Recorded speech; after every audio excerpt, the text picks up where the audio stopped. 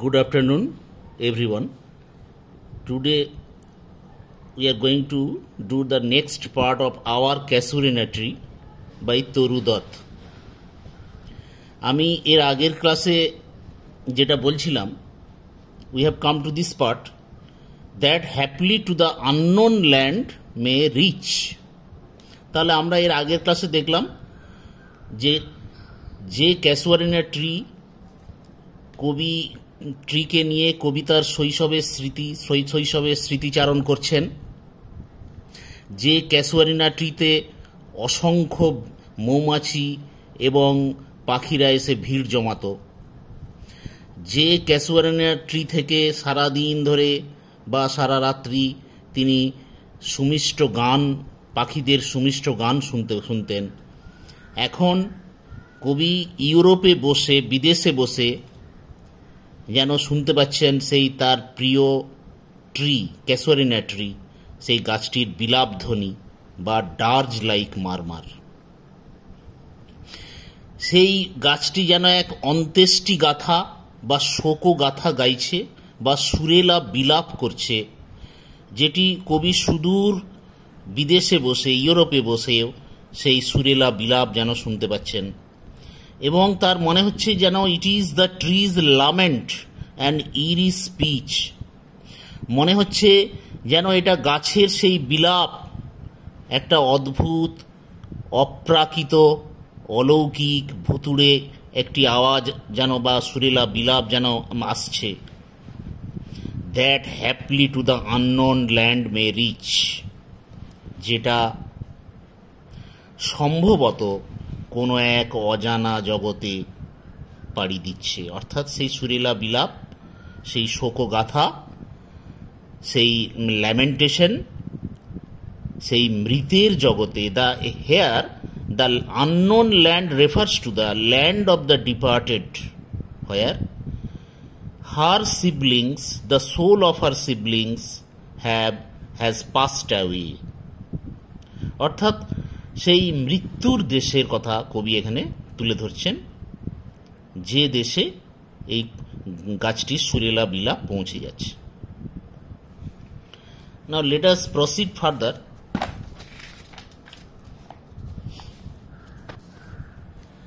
Unknown yet well known to the eye of faith. Unknown yet well known to the eye of faith. অজানা তবু বিশ্বাসের চোখে ভীষণ জানা। এর মানে কি? কবি বলতে চেয়েছেন যে ফিজিক্যাল সেন্সে, শরীরের চোখ দিয়ে দেখলে, জাগতিক দৃষ্টিভঙ্গি থেকে দেখলে এই দেশ অজানা হলেও যখন অন্তরের চোখ দিয়ে বিশ্বাসের দৃষ্টিভঙ্গি থেকে দেখা হয়, তখন এই জগৎ অত্যন্ত সুপরিচিত এবং জানা লাগে। শুধুমাত্র ফেথ বা বিশ্বাস দিয়ে এই জগৎকে উপলব্ধি করা যায়, চোখে দেখা যায় না। এই আননোন ল্যান্ডে সেই গাছটির বিলাপ, সেই গাছটির শোকগাথা পৌঁছে যায় বলে কবির বিশ্বাস। I have heard that wail far, far away in distant lands. আমি সেই ক্রন্দন, সেই বিলাপ শুনেছি সুদূর বিদেশে বসে, ভারতের বাইরে অর্থাৎ ইউরোপে কবি যখন ছিলেন, সেই সুদূর বিদেশে বসেও যেন এই কবি এই গাছটির কান্নার শব্দ শুনতে পাচ্ছেন। বাই মেনি এ শেল্টার্ড বে, অনেক শান্তিপূর্ণ নিরাপদ সমুদ্র তীর থেকে। হেয়ার বে মিনস, বে মানে হলো খাঁড়ি, বে মানে হলো খাঁড়ি। When slumbered in its cave the water wraith, when slumbered in its cave the water wraith মানে যখন সমুদ্র তীরের গুহায় ঘুমিয়েছিল সেই water wraith. Water wraith is a Ghost, watery wraith is a spirit thought to preside over the waters. অর্থাৎ জলে বসবাসকারী ভূত বা জলপিশাচকে বলা হয় ওয়াটার রেথ। আর স্লাম্বার্ড কথার মানে হচ্ছে ঘুমন্ত। তাহলে কি লাইনটা দাঁড়ালো? When slumbered in its cave the water wraith, যখন ঘুমন্ত অবস্থায় জলপিশাচ বা জলের ভূত, and the waves gently kissed the classic shore of France or Italy, এবং সেই সমুদ্রের ঢেউগুলি মৃদুভাবে চুম্বন করে যায়। জেন্টলি কিসড, মৃদুভাবে চুম্বন করে যায় ফ্রান্স বা ইটালির সেই ক্লাসিক উপকূলগুলি। ক্লাসিক শোর্স মানে ক্লাসিক উপকূলগুলো। এখানে ক্লাসিক শব্দের অর্থ হল প্রাচীন বা timeless.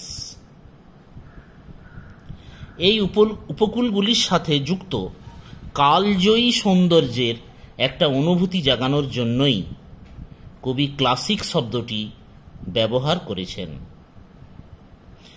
Beneath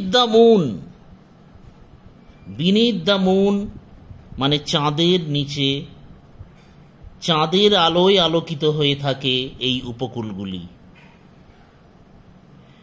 When earth lay tranced in a dreamless swoon, যখন পৃথিবী আচ্ছন্ন হয়ে থাকে কোনো এক স্বপ্নহীন ঘুমে। ড্রিমলেস সুন মানে স্বপ্নহীন ঘুমে। এখানে ট্রান্সড মানে হলো ঘুরে থাকা বা আচ্ছন্ন হয়ে থাকা। আর সুন মানে SWOON, সুন মানে হলো অচেতন বা জ্ঞানহীন অবস্থা। অর্থাৎ এখানে যখন সারা পৃথিবী, এখানে একটা গভীর রাতের কথা বলা হয়েছে, যখন সারা পৃথিবী গভীর ঘুমে আচ্ছন্ন হয়ে রয়েছে, মানুষ তো বটেই, এমনকি ওয়াটার রেথ বা জল পিশাচ বা ভৌতিক আত্মারাও যখন নিঃসারে ঘুমিয়ে রয়েছে, আর বিদেশের সুন্দর শান্ত উপকূলে চাঁদের আলো ছড়িয়ে পড়েছে, সেই সময়ও কবি জেগে থাকেন আর যেন শুনতে পান সেই গাছের বিলাপ তার কানে ভেসে আসছে। and every time the music rose, এবং প্রতিবার যখন এই গানটি ভেসে আসে, বিফোর মাই ইনার ভিশন রোজ এ ফর্ম সাবলাইম, আমার অন্তর্দৃষ্টিতে, আমার মনের চোখে উঠে আসে সেই এক মহিমান্বিত রূপ। তাহলে সাবলাইম মানে হলো গ্র্যান্ড, ম্যাজেস্টিক, যা শ্রদ্ধা সম্ভ্রম জাগিয়ে তোলে। তাহলে কবি কি বলছেন? কবি বলছেন যে প্রত্যেকবার যখন তিনি সেই বিলাপ ধ্বনিটি শুনতে পান, প্রত্যেকবার যখন সেই সুরেলা শোকগাথাটি তিনি শুনতে পান, তখন তার অন্তর্দৃষ্টিতে ভেসে ওঠে একটা মহিমান্বিত রূপ, গাছের সেই সম্ভ্রম জাগানো রূপ, যেটা শ্রদ্ধা বা সম্ভ্রম জাগিয়ে তোলে। নেক্সট, দাই